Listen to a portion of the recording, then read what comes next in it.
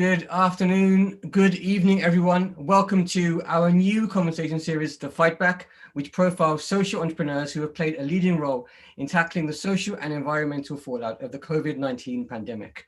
We all need some uplifting stories right now to show that the human spirit is greater than any virus.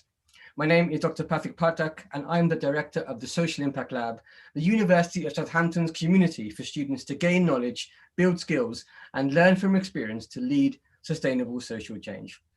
For the second in our series, I am delighted to welcome an Indian social entrepreneur who has led remarkable work this year, Mr. Vinod Pandey. Vinod is Namaskar. Vinod is CEO of the Mijwan Welfare Society, a grassroots organization working in the most deprived regions of Uttar Pradesh and Bihar. MWS was founded by the legendary poet Kafi Azmi, and its current president is none other than his daughter, the world-renowned actress and social activist Shabana Azmi. One of the primary objectives of the organization is to create and sustain local livelihood opportunities. Vinod himself has more than 12 years of development sector experience and is a social entrepreneur. He completed his master's in public administration from the National University of Singapore and is a university rank holder. Only last week, in fact on Sunday, Vinod and the MWS team were recognized by the Mahatma Award for Sustainability, Responsibility and Social Impact for their work in supporting return migrants. Vinod, welcome to the Fightback. Thanks, Dr. Pathak. Namaskar to you and namaskar to everyone. Firstly, thank you so much for joining us. I know you've been traveling a lot and you've just recovered from illness. So we're really delighted and grateful that firstly, you're better and that you're able to join us. It's difficult for people in the UK to understand how the pandemic has affected people in India and rural India, and especially where you work. So for you, how have the varying phases of the pandemic been? Obviously, we're now in a very different phase of it than when it started. So how's it been for you? So in terms of different phases of pandemic, if you ask me, I think I could divide it into three parts. The first is the lockdown phase. And that's, I can call it as the most difficult phase. Because in my life, I have never seen this kind of a situation. And the people to whom I have met there in villages, they have also never seen this kind of a situation. It was something that you cannot go out. You even if you are inside, you are in fear that something would happen to you. So that's one phase, and it was somewhere like a sudden lockdown. So people were not mentally prepared also that what would be the next step and all. So I think that's the one phase. The other phase is the on ground work. When we as an organization, when we started working immediately after this lockdown started, so I could call it as a on ground work phase. That's a little bit harder than the lockdown phase, because in lockdown we all were inside for a few days. When we started working, we need to go outside, and we are also human beings. So like you have to do work, you also have a fear, you also need to convince other people that you are coming for their support. So there are a lot of confusions, lot of questions in mind, and though we want to help other people, but inside their back of the mind there was fear that I might get infected by the COVID. So I think that time the confidence of our team, our team members, is the best part, which actually overcome that fear. No, we need to go because somebody need to be on the ground so that the people could be helped. And the third phase is, you can call it as the opening phase, which I think started from August onwards, when the number of cases, COVID cases, started reducing. So that you can call it as a easiest phase, where people started like coming out of the fear, and they feel that now they can go outside, they can do the things what they wanted to do. They were in problem from last so many months doing the same kind of uh, things or being in a one room. So these are, I can call it as, these are the three key phases which I could define of the pandemic, or I could say about the pandemic. Yeah. Good. Thank you. I mean, what's been the hardest part of it for you as So an as I said, for you? I yeah, mean, as an individual, I mean, you're working here, but in terms of your physical and mental health, what did you find the most challenging? so as an individual, if you ask me, the hardest part was this entire phase of lockdown, Mm, because I would say, I can say you in that way that I joined a Mijwa Welfare Society in January, on January 13th, 2020. And we had a discussion, and then I planned to visit Mijwa. I was in Mumbai, and then I planned to visit Mijwa. So actually, in March, I was on a field visit, and I was on a field visit for 13 days. I thought that I will return back. I started my journey on 6th of March, and I thought I will return back by like 15th or 16th kind of a March. But then this entire pandemic slowly started, and then we were in confusion that what we will do. And I decided to extend a little bit of my stay, and I thought I will travel on 23rd of March. Unfortunately, 23rd was the day when, from the midnight, when the lockdown actually started. 24th, uh, early morning, the lockdown started, and I stuck there. So for me, from March, April, May, June, July, August, September, all these months were in a village. mm, So though I am from a village, but very honestly, I never stayed so long in a village. And that too in a confined in a one village or few villages, you stay for such a longer time. So mentally, it was disturbing. You were anything you were doing, you had a fear that something else will happen, so that fear was in mind. Also, you were not aware that what is right or what is wrong, that if you wash your hand 10 times, is it okay? Or if you wash your hand 3 times, is it okay? You are not getting in touch with somebody else, but what you are receiving as a food material or as a stationery or anything, is there a virus in that, mm, so we started thinking, as an individual, I started thinking that everywhere there's a virus. mm, So yeah, sometimes this fear creates so much of nervousness that even if you want to do something, you were not able to do. mm, But the positive part of this entire hard phase was that I was in the village and I was with my team. And the moment we started doing work, we started getting confidence. mm, And that's a beginning of, you can say, the sunrise. yeah, So though it was very difficult, but the moment we started getting reaching to the people, we started with mask making, we started with sharing information on jobs and all, and we started reaching the community, and then we feel, okay, no, I'm all right, nothing is happening to me. And I think that's the point where the like we started getting positive vibes and all. But the initial period of lockdown was really difficult. mm, Really difficult means you are not knowing that what to do, and nothing. Suddenly everything came on a digital. Suddenly you're not going supposed to meet the person in anyone in person. You just need to use your mobile phone, and this Zoom which we are using. Earlier hardly we were using this Zoom, but this Zoom became a bigger platform. So lot of changes, right? It's also not so easy for anyone to shift from in person to a digital world. mm, Even if we are using WhatsApp or other different kind of technologies from last so many years, but still there is a charm of meeting in person. mm, There is a charm in that. Also, absolutely. as an Indian, and especially from the pocket from where we belong, or where we work in Uttar Pradesh or Bihar, people have a tendency to go and meet and greet.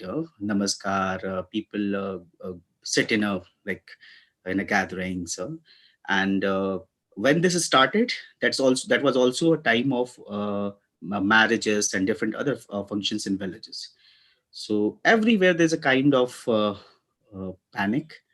But slowly, as I said, that the moment people like my team members or the other organizations started reaching to the people, or the government when it started reaching to the people, some level of fear has reduced. But it was a very difficult time.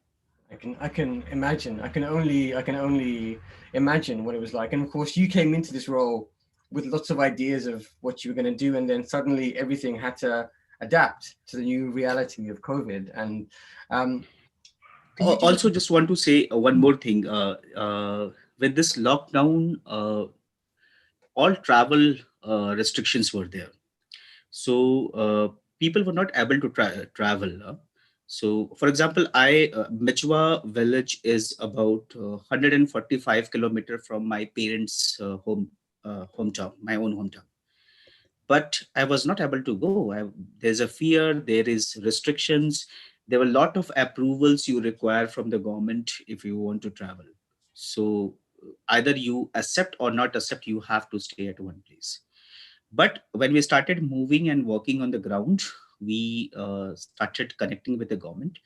At some point, we also found that the government was very supporting in giving some of the approvals, especially for the ration distribution, mask and all. But in general, transportation restrictions also created a lot of panic. yeah, yeah, which is difficult conditions to work in. Can you tell us what it's like now in Mijwa and Eastern Uttar Pradesh? What's the situation like? I mean, because it's hard, as I said, for us here, we're still in lockdown in the UK. But in terms of India right now, how is COVID? What's the situation in Eastern Uttar Pradesh? Are you getting vaccines? Is vaccines being rolled out right now? So, if you ask me the present situation is, I could say, very openly, it's very much normal. I can call it as a back to normal. So, the situation which was in last year in January 2020, we are back to the same kind of a situation. People have learned that there is still need of precaution. So good number of people still use mask, but there are also people who are not using mask. In terms of vaccination, the vaccination process has started in Eastern Uttar Pradesh also, and primarily it is giving to the health workers.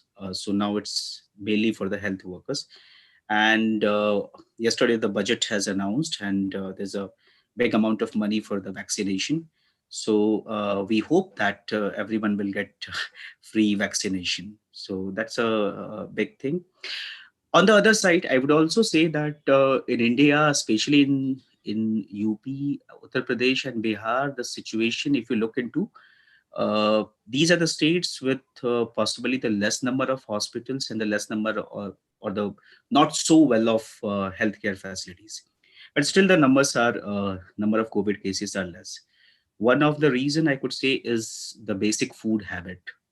It's The food habit includes a lot of turmeric. Mm-hmm. So I think that has work as a antibiotic. Also, the immunity, I think, of the people of this region might have worked. Uh, Plus the organizations like Major Welfare Society, and also the government efforts to uh, immediate action on, like, uh, providing awareness, mask distribution, all those things. So I think that has somewhere worked. So that's why you can look into the number of cases in UP and Bihar compared to rest of the other states, the well-off states. It's much better. Great, good to hear. Tell us now about the Rozgar Daba, which for non Hindi speakers, roughly translated to information cafe, right? So Yeah. can you just like right at the very beginning, how did the idea, what is the kind of spark for the idea? When did it come into your mind? So, Dr. Pathak, actually, I'm from Bihar, and I'm from a small village in Bihar, and from my own village, and from my own family, even I have seen people migrating to different states in search of work. This is very sad part that people from Bihar and UP migrate to different states, and mainly engaged in wage labor work. Either you go to Punjab, Haryana, Maharashtra, most of the state, or in Delhi. Uh, One of the reason, if you look into that, why they migrate. So one of the reason I have find that they are not aware that locally also there are job or work is available. Hmm. So, for example, I could give you that there are hundreds of government schemes, hundreds, or even much more than that. There are many schemes like right now, Skill India, Digital India, uh, different platforms are there. You can apply for a very cheapest loan to start your own enterprise or anything. There are number of work schemes are there, number of health schemes, number of livelihood schemes, number of pension schemes. Ayushman Bharat is a big health scheme kind of a thing. So hundreds of schemes, but still people are moving out. People are not getting benefit of it. On the other side, there are also land, there are also a small level of work where the wage laborers could be engaged in UP and Bihar, even in small villages. But still people are migrating. The only reason is people are not aware about it. Mm. For example, I'm a I'm someone who wants to start say like a shop. Hmm. uh, I don't have a money and I'm looking for a money, but I'm not able to get it. There's something called Mudra scheme. In the Mudra scheme, actually, you could get a loan up to 50,000 and at a very low interest rate. But I'm not aware about it. I have no knowledge, no idea. Second case is I'm aware, but I don't know how to apply. So I thought this is just like any scheme or any program. It's better to go to Punjab and earn 300 or 350 rupees. It's better go to Delhi, earn 300 or 350 rupees. Mm. So people are not aware. A lot of jobs, lot of schemes are in the local geographies. Mhm. So when this pandemic started, this reverse migration started also. And with this reverse migration, people from Bangalore, people from Mumbai, people from Pune, people from Hyderabad, people from even from Kashmir, they all started coming back. And I was in a village and in Mijwa, and we saw this that people are coming. So for initial, I think a week they were not facing any problem because they had some savings and all. After a week, they started like coming out. When we started our this ration distribution program, they are coming out and saying that can we get any job, can we get any work here, can we engage with you for distribution of ration and all. So then I realized that, and on the other side, the government was announcing a number of schemes like extra ration to the migrants.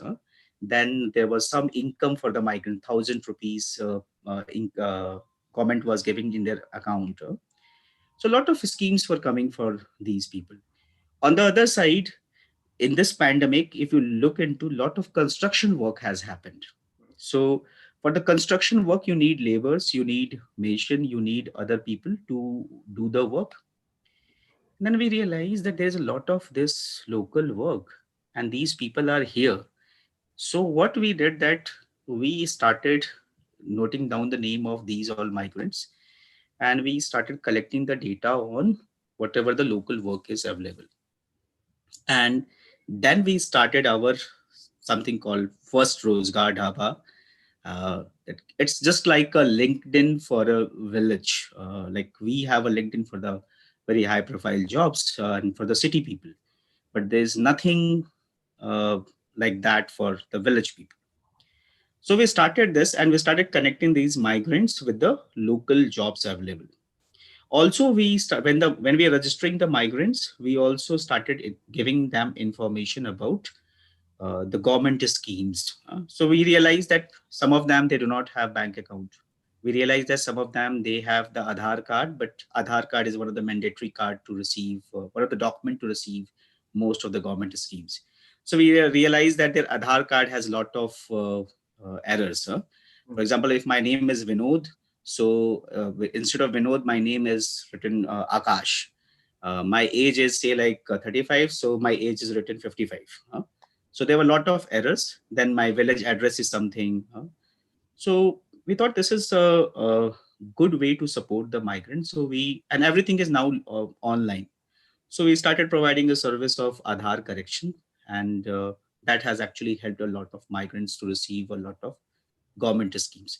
On the other side, we started informing them about the different government schemes. So we collected the information about the government schemes, and we made it in a very simple form, so that when we will tell them that what this government scheme is, it will be easy for them to understand. Third thing which we started doing is we assisting them to apply for it, because just giving them awareness will not work, because at the end they have to apply and they have to get it. So that's how actually the Rozgar Dhaba started. A good part of this Rozgar Dhaba, which actually has worked, is its name. So it was a pandemic time, and dhaba means a restaurant or a cafe, you can call, and Rozgar means employment. So many people thought that we are actually going to give them some food, puri, sabji, or some chapati and sabji and all. So many people actually walked to our center in search of getting a food. Though we were distributing dry ration, but we are not giving through Rozgar Dhaba, we're not distributing the food. Rozgar Dhaba is primarily information exchange center. Mm. So this is how actually, with the looking the situation of reverse migration, we have started our first Rozgar Dhaba in April 2020. And we were very fortunate that there was one organization called Population Foundation of India. So they agreed to support our first Rozgar Dhaba, and that has become a big turning point. And today we have 9 Rozgar Dhaba. So and we are operating across 9 districts in total in UP and Bihar. Amazing. So nine is it's huge, the growth. And how many people are you serving every day in the Rose Labas at the moment? So you can list per Rozgar Dhaba on an average 250 to 300. So this is so nearly 2,500 people in a day we are able to directly. Directly, Wow. people are getting benefit from us. Indirectly, there might be much more, double or triple than this. So this is a big number if you look at a village level. It's a huge number. Going back to the beginning, what was the hardest part of getting it set up in the first place? Uh, Honestly, it is one of the easiest project I could say, Hmm. because as I said, it was actually the need. That was a very right time when we have started. People were returning to their villages. They were in search of livelihood. They want to avail different government schemes, and they were not aware about different government schemes. They didn't have a documents and all. So I think we started at the very right point, right time. So uh, if you ask me, we haven't faced much more difficulties in starting this Rozgar Dhaba. Yes, there were some challenges in scaling up. So we were earlier working in one village, one, two, three villages near Mechwa and the nearby villages. So when we started scaling it, we were new to the different districts in Uttar Pradesh. Like for example, starting a Rozgar Dhaba in Jaunpur, or starting a Rozgar Dhaba in Balia, or starting a Rozgar Dhaba in Gazipur. So these are primarily those districts where hardly any other NGOs work, and there is a lot of community resistant, mainly because of lot of political influence. So scaling was uh, one little bit difficult task, but I think even in scaling in a week time, we were able to convince people that this is going to benefit them. And best part of the Rozgar Dhaba is it gives the result from the day one. Mm. So you start, like for example, you start and you start correcting the Aadhaar card of people, or start giving the information about job. So people will start coming to you. And in India, with a nearly 1.3 billion population, where the nearly 65% of population lives in villages, job is the top priority. Mm. So everyone wants to earn, because with that earning only you will be able to survive. Yeah. So Absolutely. it's a good solution, very easy, not difficult to start. You need good people who are a little bit able to use technology, and who understand the rural setup. If you bring someone who is not understanding the rural setup, possibly there will be challenges in convincing people. Mm. So these, in terms of challenges, I could say, I could quote one difficulty is in terms of female participation. Mm. So in Rozgar Dhaba, we when we started, we haven't seen much more of female participation. But then what we did, that we started bringing talking about the government schemes which are mainly for the females, or started looking for bringing the jobs which are mainly for the females. So in that way we saw that slowly the female registration also increases, and now you will be surprised that 60%, 62% of nearly registration of Rozgar Dhaba are the female registrations. Wow, that's fantastic. That's, I mean, and that's a Yeah, huge, and this is these are in villages. right, exactly. Yeah. Do you think, actually, just on that note, that in terms of getting women to come to the Rose Gadaba, do you think that having the Rose Gadaba itself has changed women's attitude to work, or men's attitude to women working? Has it kind of opened up some of these attitudes?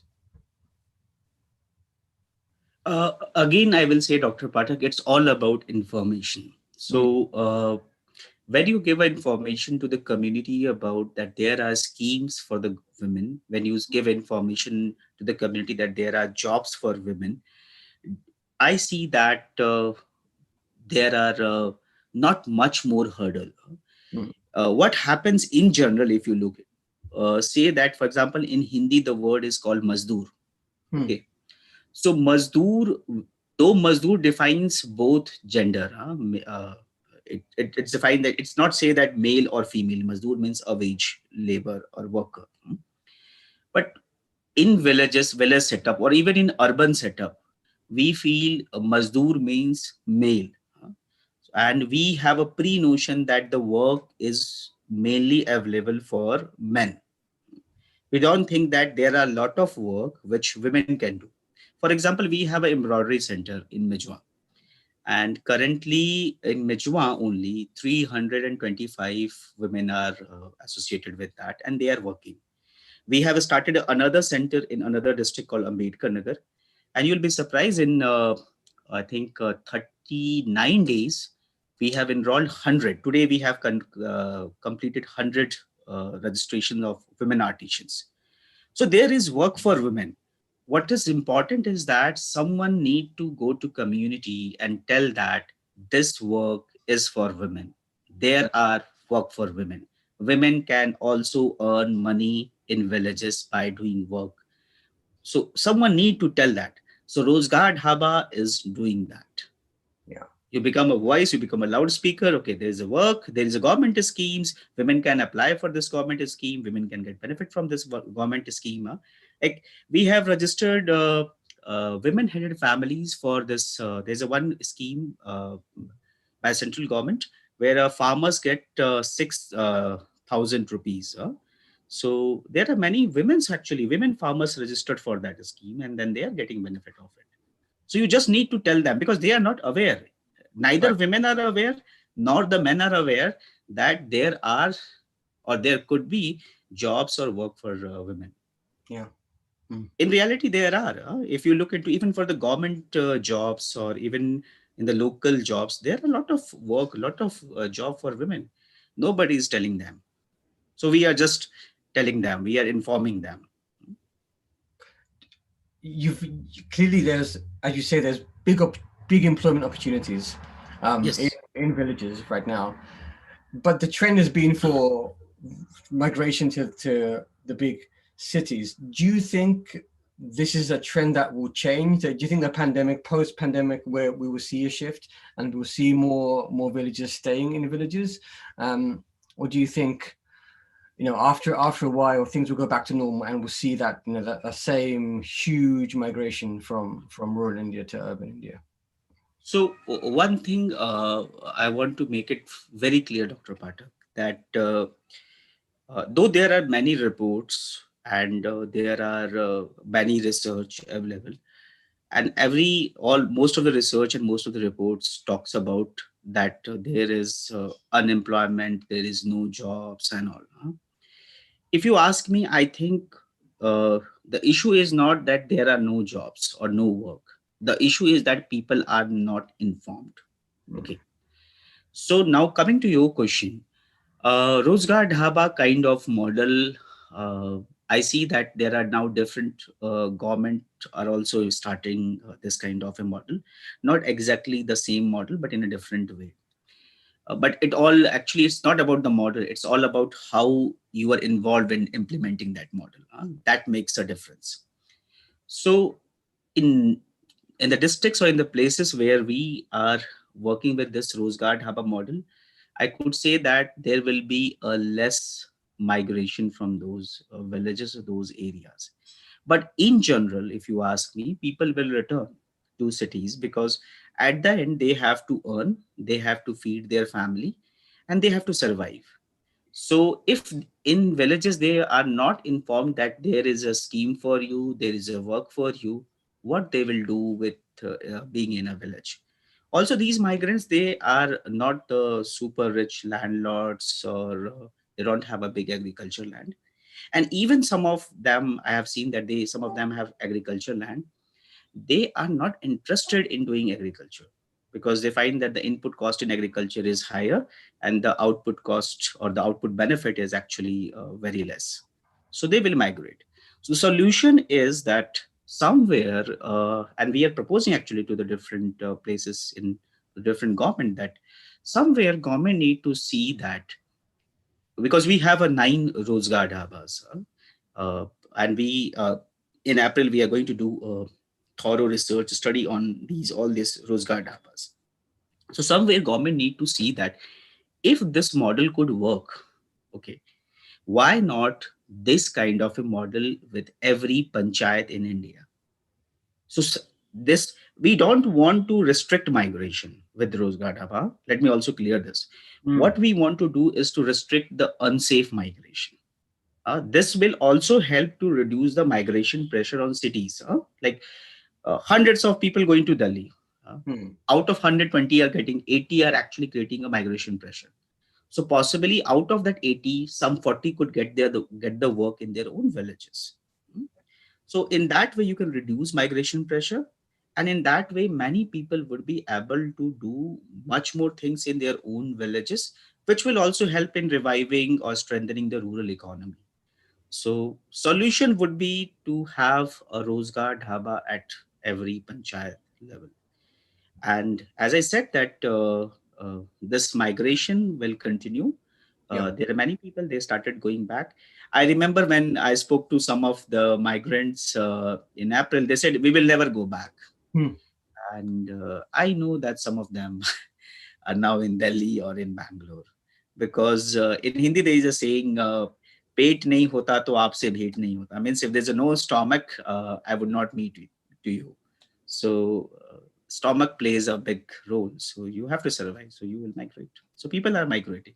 Yeah, yeah, and it will continue, as you say, but hopefully the scale of migration will lessen, and the pressure on cities will lessen too over time.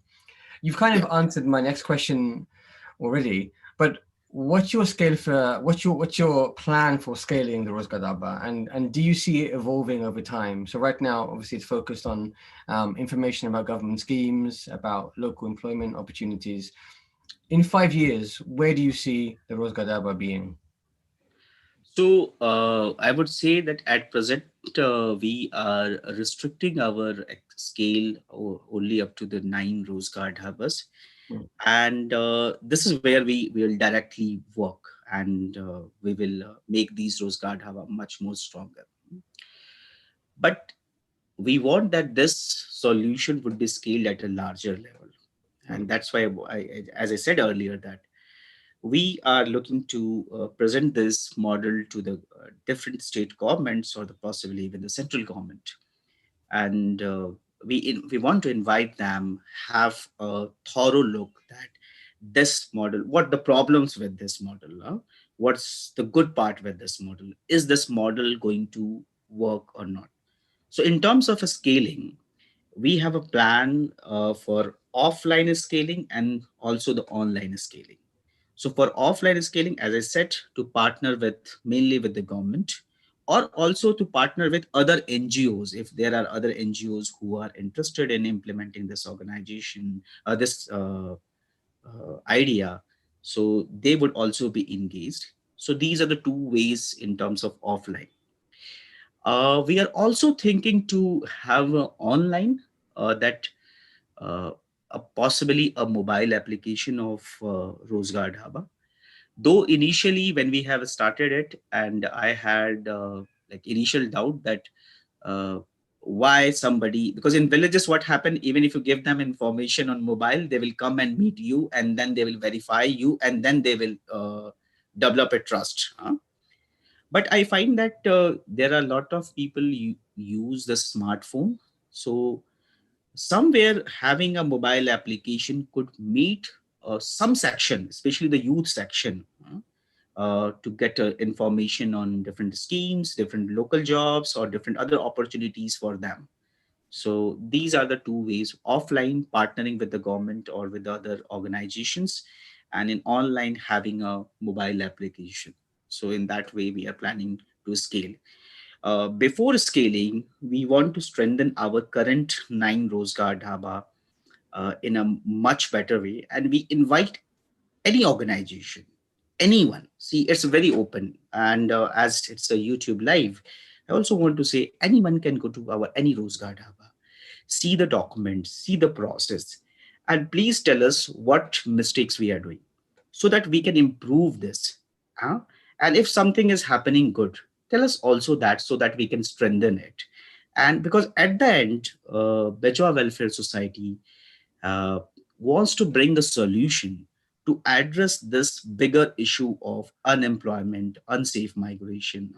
Because we have seen this when you, if you watch some of the YouTube or the news clippings of April and May, so someone walking from Bangalore, imagine someone walking from Mumbai to Azamgarh or Mumbai to Varanasi or Mumbai to Lucknow, someone walking from Delhi to Bihar. It's, we are living in 2021, and this kind of situation is not acceptable. Yeah. So it's kind of a bit kind of an inhuman kind of a situation. So everyone has equal right, equal life.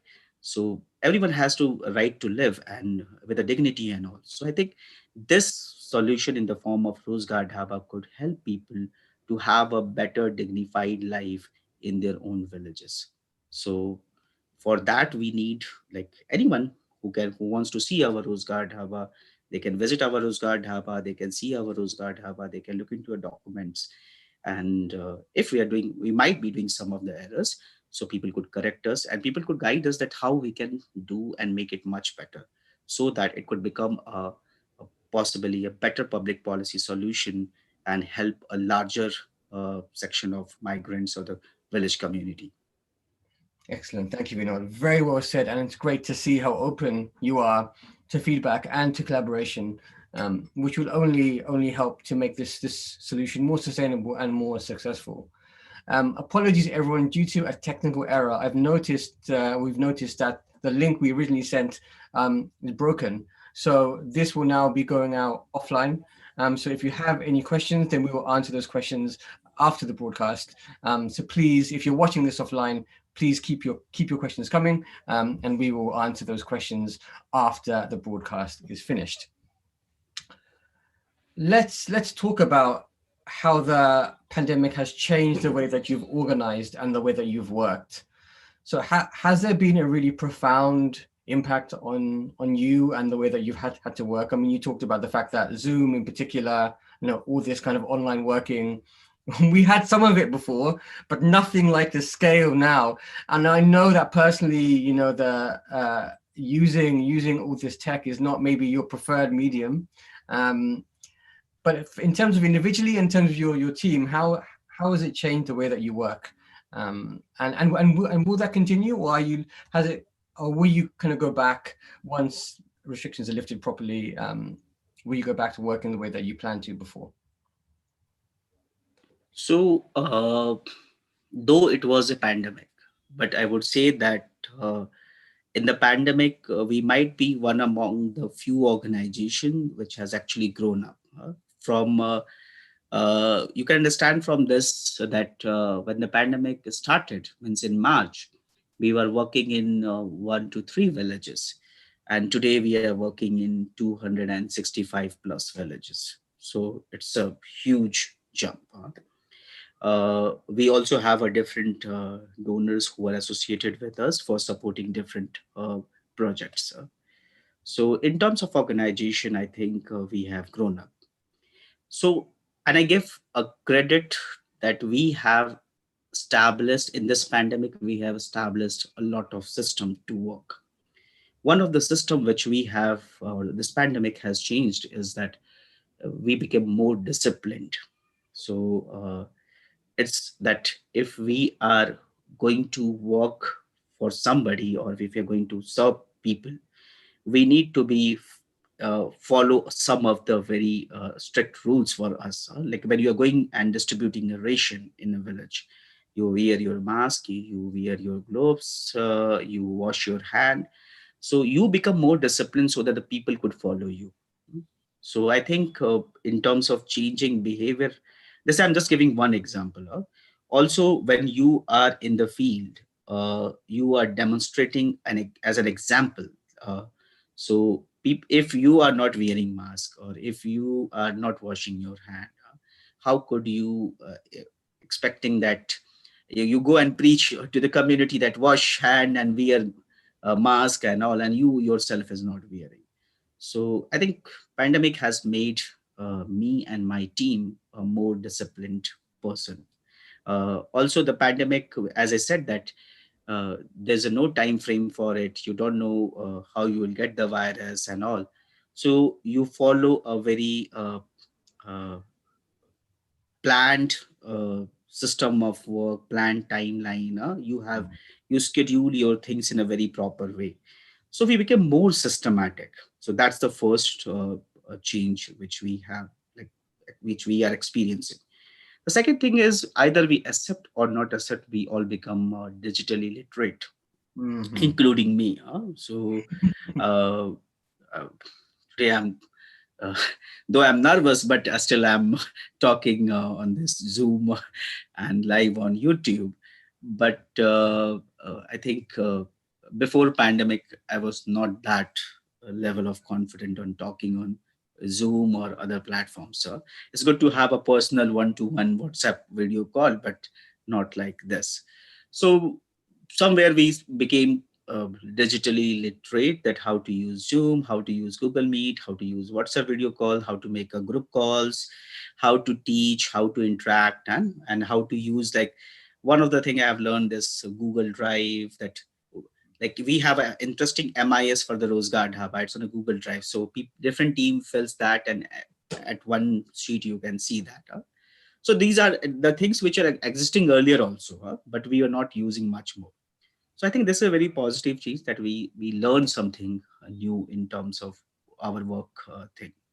And the third and the most important thing I have realized that as a team, we become much more close to each other because we understood the value of life.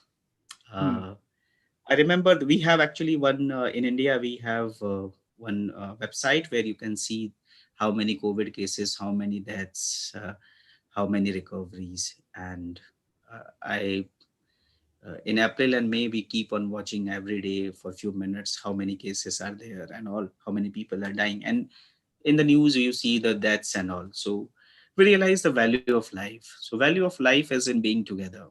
So supporting each other, motivating each other, And I think that was a very big thing. That's why we were able to work not only in Rozgar Dhaba, but in other projects, even in our school team, embroidery center team, computer center. We have other programs, even in the sports.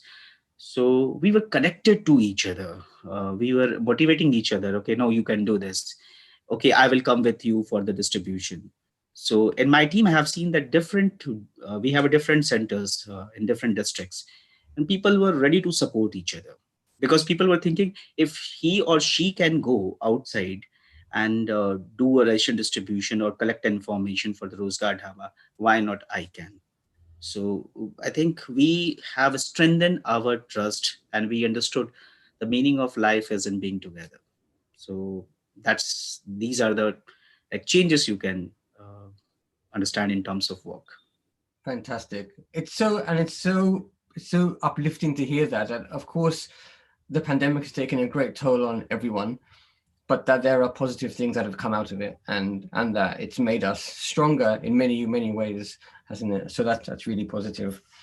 Uh, I'm now just gonna wrap up, I guess, by firstly, you've talked about people who are actively participating right now in the Rozgar Daba, but for other people who aren't there, people in the UK in particular, how can we support your work? So I think first thing is that already you, I think, supporting our work by making our work known to different people.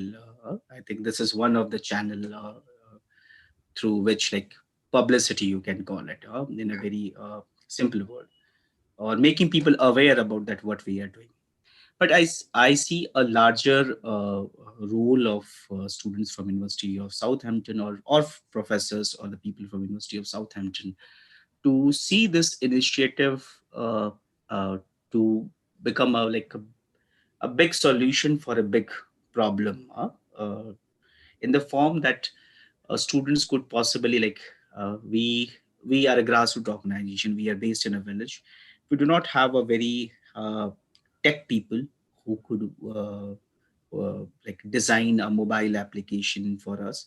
So somewhere the support from university, that's some of the students or the team members who could help us in designing this mobile application in a very simple form, so that will be very helpful. The other area which I see is that the research, as I said, that uh, any model or any solution is workable when it has solid data evidences that yes, this is a workable model and this could be scaled. Mm. So our purpose of Rozgar Dhaba is to help all the migrants, help all the villages across India right now, and possibly take it to the other countries where this kind of a setup or this kind of a migration issues are there, like in Bangladesh or in Nepal, or even in African countries also. This could go. The model is very simple. It also doesn't require a very big costing. So some kind of a research, either online, offline, because now I believe with the vaccination, the travel restrictions will be reduced and people could able to travel. So with that research, some evidences could be there which we can propose to the government, and that this is a workable solution. So as I see, these are the two areas where students and team could engage. And the third area, which is our model is very simple. If something we are missing, or if something could be value added to these Rozgar Dhaba centers, where the students with the creative ideas, the young, especially the young generation, and the professors with the experience, they could suggest that what else could be services. So right now, for example, we provide information on local jobs, we provide information and assistance on applying for the government schemes. We help farmers to sell their agri produce. We also help farmers to rent their agriculture equipments. We help students to know about the different admission notifications. We help the students to avail the scholarships. We also form through Rojgar Dhaba women collectives and help them to start their collective livelihood. So these are the few major services right now. Students, professors, and the other faculty members in University of Southampton, they could suggest that what else we could provide, especially when our target audience is rural people or rural population. So these are the areas where we could see working together with the University of Southampton. Fantastic. Thank you, Vinod. If you are a student or a professor or researcher at the university, what's the best place to find information about the Rozgar Dabba right now? Is it the website? So the best place to provide get any information about Rozgar Dhaba is to go on our website and on our social media, especially on the Facebook. If you go, the interesting part is every day there is update. So what is happening at different Rozgar Dhaba, you can get on our Facebook website. We have information about mainly about the model. But if you really want to see what is happening for any university people, anyone who is not present with at the Rozgar Dhaba Center, they can just go to our Facebook. So Fantastic. you can find all everyday information about the Rozgar Dhaba. Excellent. Thank you so much. We will ensure that a link to the Facebook page is on this event link, and we will promote that through our social media as well over the coming weeks. So thank you very much for that, Vinod. Again, apologies everyone for the technological failure, which meant that link is broken. So you will most likely be watching this as a recorded video. But if you have any questions, then do still post it, and we will make sure that we will forward it on to Vinod to answer. We've come to the end of this event, but don't panic. We have others coming up in the year. You can watch all of our previous videos, including our new social entrepreneur journey series here on YouTube or on our website, sutton.ac.uk/SI Lab. If you're new to the Social Impact Lab, please subscribe to get latest updates and opportunities from us. We have lots coming up in the next few months. Until the next time, please take care of yourselves. Vinodji, thank you so much for your time, and it's great to see you. Thanks, Dr. Pathak, and take care. Be safe. Still, COVID is there. Still, vaccination process is going on, and I hope 2021 we will win over this COVID. Thank you so much, Vinod. As we all do. So thank you all very much. As Vinodji said, please do take care of yourselves and each other, and join us in building a new world in which we can all thrive. Thank you and good evening.